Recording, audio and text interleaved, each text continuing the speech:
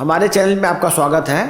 बहुत सारे लोगों ने मुझसे रिक्वेस्ट किया है, बहुत सारे देश के और बहुत सारे विदेश के भी लोगों ने मुझे ईमेल किया है और पर्सनली रिक्वेस्ट किया है कि डायबिटीज़ के कॉम्प्लिकेशन जो हो जाते हैं, जैसे किसी को अंधापन हो जाता है, किसी को किडनी फेल हो जाता है और भी बहुत सारा समस्याएं हो जाती है, तो उसके लिए वो क्या करें।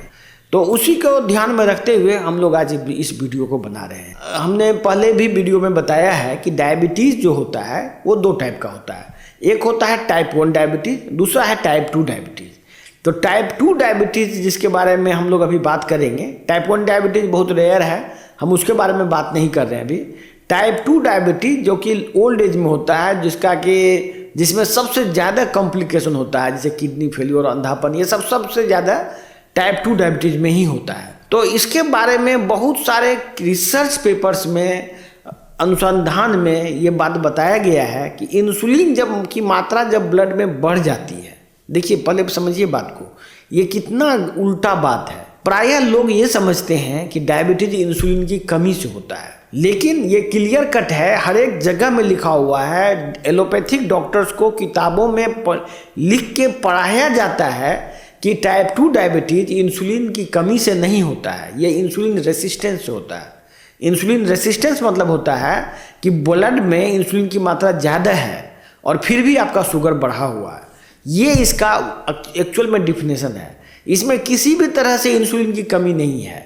इंसुलिन की अधिकता होने से, जैसे ये सेल है, इसके अंदर यदि इंसुलिन की मात्रा यदि ब्लड में बढ़ जाएगी तो इसके अंदर ज़्यादा से ज़्यादा शुगर जाएगा और ये शुगर ब्लड सेल के अंदर एक टॉक्सिन की तरह काम करता है। जब तक अंदर में शुगर है तब तक ब्लड में उस सेल के अंदर सिर्फ शुगर का मेटाबॉलिज्म होगा, बाकी सारा फंक्शन स्टॉप हो जाएगा। ऐसा इसीलिए कि शुगर एक निगेटिवली चार्ज आयन है, आयन पोटेंशियल सेल का गड़बड़ा जाता है इससे। इसीलिए जैसे ही शुगर जाता है पहले वो शरीर उसका मेटाबॉलिज्म करता है। तो मेटाबॉलिज्म करने के क्रम में हम लोग जो शुगर खा रहे हैं उसमें डेफिशिएंट है, मतलब उसमें हम जो भी शुगर के मेटाबॉलिज्म के लिए जो जरूरी चीज़ है वो चीज़ नहीं खा रहे हैं, सिर्फ शुगर रिफाइन करके खा रहे हैं या हीट करके खा रहे हैं।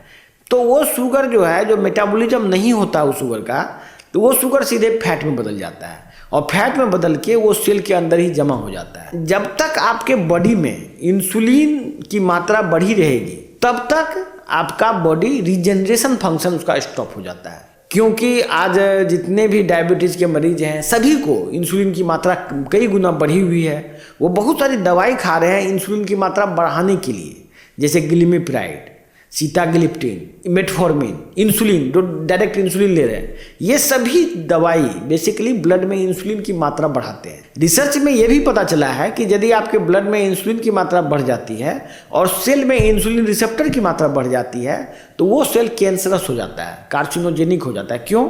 ये जो शुगर है, शुगर के ब्लड में जब सेल के अंदर शुगर पहुँचता है तो माइटोकॉन्ड्रिया जो है, माइटोकॉन्ड्रिया से शुगर से एनर्जी बनता है, माइटोकॉन्ड्रिया के मार्फत से।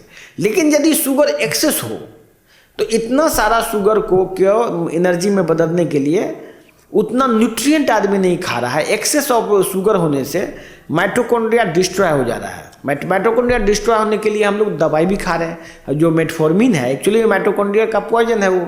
और भी मेडिसिन खाते हैं, वो इनडायरेक्टली माइटोकॉन्ड्रिया के लेवल को घटाता है, उसको डिस्ट्रॉय करता है। तो माइटोकॉन्ड्रिया का जो डिस्ट्रॉय होता है तो उससे क्या होता है कि ब्लड जो सेल है धीरे धीरे एनएरोबिक हो जाता है, मतलब माइटोकॉन्ड्रिया ही एरोबिक रेस्पिरेशन कराता है, तो उससे एनएरोबिक हो जाता है और एनएरोबिक सेल होने से कैंसरस में बदलने का उसका चांस बढ़ जाता है।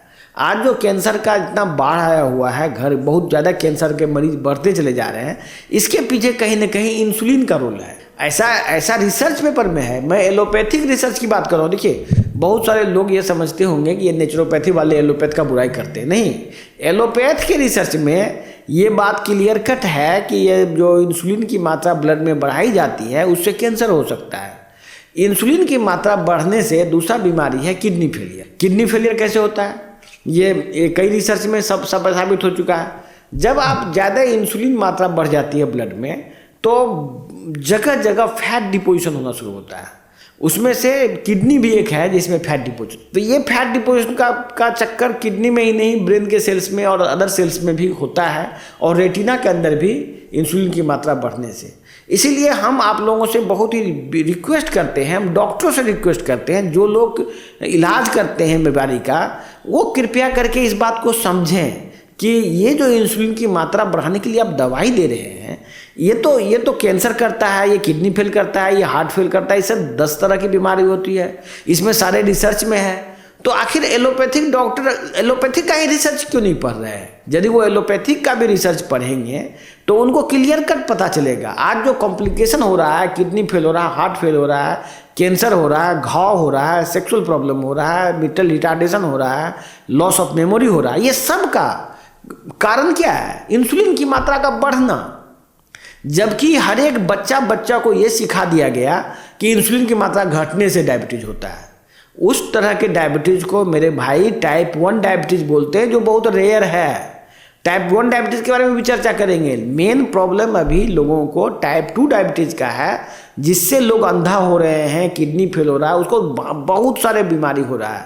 इसमें कौन सा रिसर्च को करने की बात है? रिसर्च ऑलरेडी हो चुका है और गाइडलाइंस भी उस रिसर्च के आधार पर आ चुका है, जिसमें लिखा है कि ये जितनी भी दवाई इंसुलिन की मात्रा बढ़ाती है उसको बंद किया जाए और मरीज का मेटाबॉलिक ट्रीटमेंट किया जाए। ये एलोपैथिक रिसर्च की बात हो रही है।